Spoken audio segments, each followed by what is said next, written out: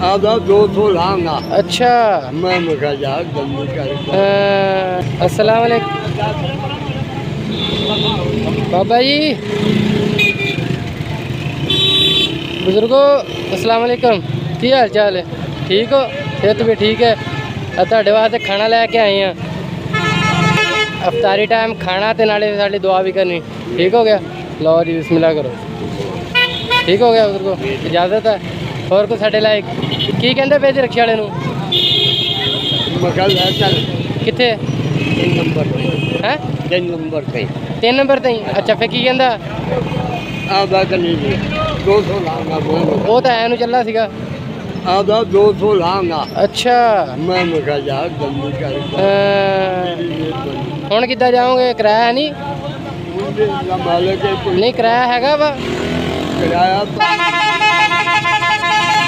ओ अगे नूं आओ, थोड़े अगे नूं आयो। की करदे की आपां? की करदे हैं? करते कि मेहनत मजदूरी करते हैं। अच्छा करना तैनूं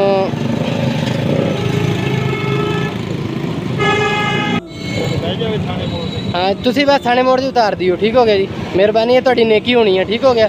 लगता है साढ़े भी कुछ नहीं, सिर्फ इंसानियत की खातर करना है। लो बुजुर्ग बह जाओ ना, थाने मोड़ से ला देंगे, अगों को अल्लाह वसीला बना देगा। कितने थाने मोड़ से ला देंगे।